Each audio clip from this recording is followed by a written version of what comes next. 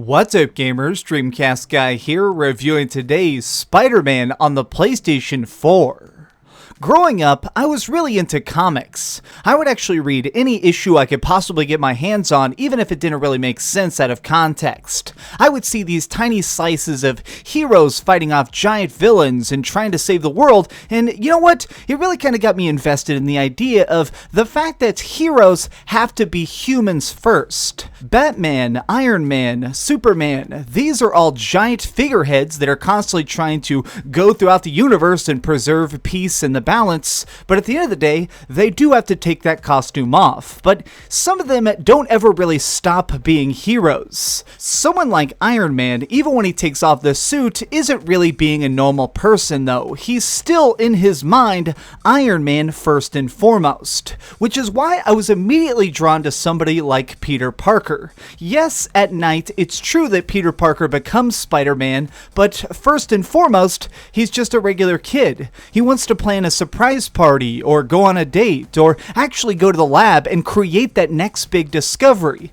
Any way he can to try and help the world is something that he thinks is a good use of time, even if it doesn't mean he gets to go and beat up that next big bad guy.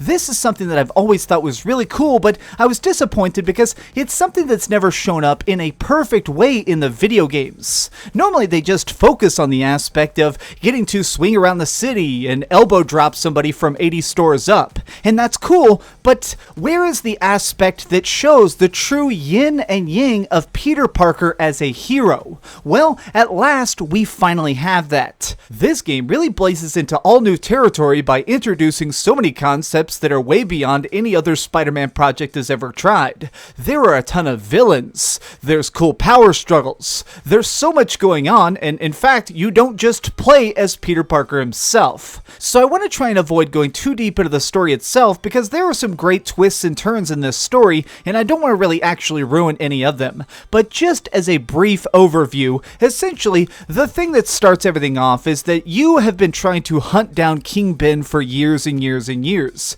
He is a very bad dude, but he actually serves an important purpose, which is that Kingpin is obviously a very evil villain, but he's so dangerous that he keeps all the other bad guys in check. Every gang and city reports to him directly, so when Spider-Man manages to arrest him, now there is a vacuum of all these smaller bad guys who suddenly want to try and fill that spot. And the big tribe that showed up to try and actually dominate where he's gone is the demons. These are the primary force that you're going to be up against throughout the game. True, you're going to be stopping random robberies and beating up random bad guys throughout the town, but the main people who are showing up and causing utter chaos are these masked, mysterious dudes who have some sort of strange power that lets them actually control energy that Spider-Man has never seen before. What's really key here isn't just swinging around and trying to physically stop these guys where you can, it's also about trying to work together with different people throughout New York City and preserve the peace.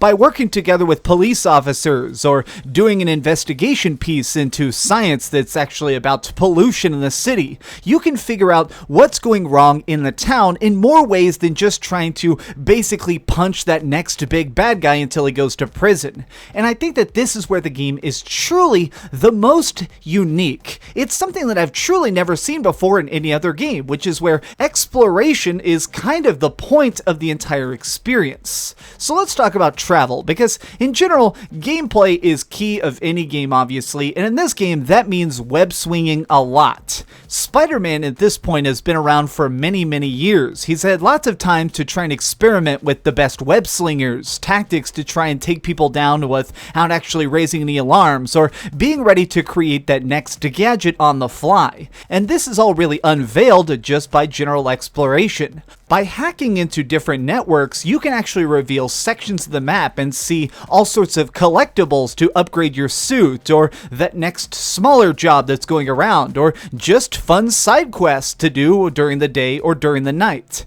All of this is really cool, and it further establishes the fact that Peter Parker is the hero. He is a guy who puts on a cool suit, but it's his voice that we speak into this world through. I really like that as I was going along, I really felt a natural sense of progression. I never felt like I was being forced to try and take that next cool picture of a landmark, or actually stop somebody who's driving a car recklessly down the street. I wasn't doing those things because there was a mission marker. I was doing those things because it felt right, and it gave me cool chances to actually upgrade my stuff. Now, I have to say, the thing that made me fanboy the absolute hardest as a person who loves the comics is they put in my very favorite thing in the entire Spider-Verse, which is that they put in tons of different suits from the entire multiverse, including Spider-Man Noir. This is basically a darker version of Spider-Man who puts on a suit and basically goes around at night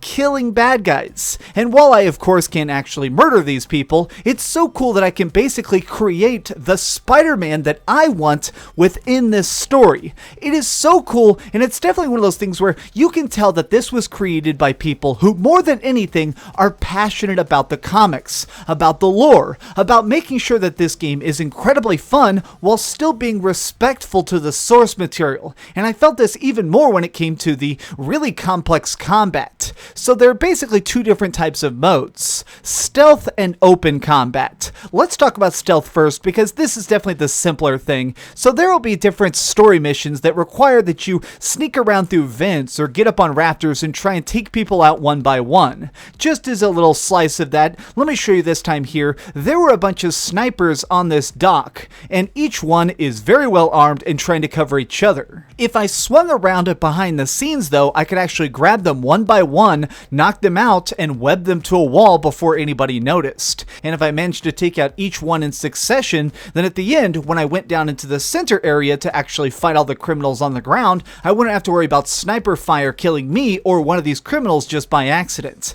This is really cool because all of it feels really fitting. It definitely never felt like I was being forced to do a very clunky stealth system. Now, I will say that it really helps the fact that all of this is still based on the same system as ground combat, which is everything requires flow. If you build up a certain amount of energy by doing things that are stylish, quick, and really combo filled, then you build up a special energy that lets you do stuff like instant finishers on a particular target or heal yourself immediately. And it makes it where when I'm on the ground or up in the air trying to do like a special takedown, I never felt like I was being pushed into a particular department of combat. I do have to say though that I really think that it's interesting that you don't really need the upgrades. Everything in this game is quite optional. It seems like the entire skill tree doesn't really do a lot. It basically makes it where your combos are a little bit different, so you can web sling somebody from a little bit further or swing around an object a little bit more efficiently. But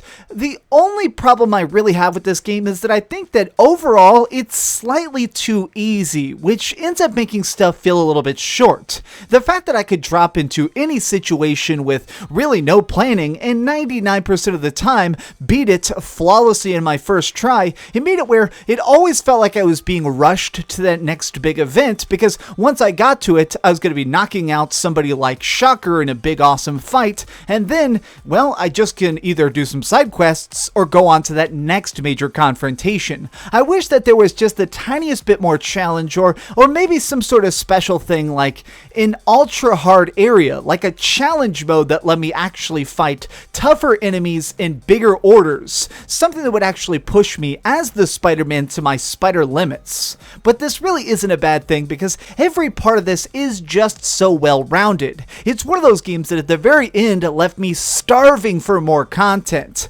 After stopping all these treacherous people at their own job and putting them back in prison, I still just wanted to go right back into the town and keep exploring and get every single collectible, every single suit, and every single upgrade until this game was fully 100% complete. Okay, so we've heard a lot of good and a little bit of bad, but let's go to the ratings board and put a big number on it. I am giving Spider-Man on the PS4 a 9.5 out of 10. Let me end this video with a real short apology. I know my video is way later than everybody else's, but honestly, even though I had finished the main game on time for embargo, I actually wanted to just do a little bit more side content before I felt like I was truly ready to review this. So it really does mean everything to me, the fact that you're actually watching my video, even though it is a little bit later than the other channels. So thank you. You guys are absolutely awesome. It really means the world to me. So yeah, just today, do me a giant favor and keep dreaming. Oh, and you know, if you want, hit like. Oh, hey, I was just playing a little bit of Grand Theft Auto on my Darth Vader PSP. Are you curious what I'm going to come out with next? Well, if you click this button, you'll be subscribed to be the first to know. Also, if you click over here and here, you can see my latest review and my latest top 10. I promise, it was super good. Or it was really bad, and I'm sure you can just make fun of me in the comments. Either way, it'll be a lot of fun. Thanks so much for watching.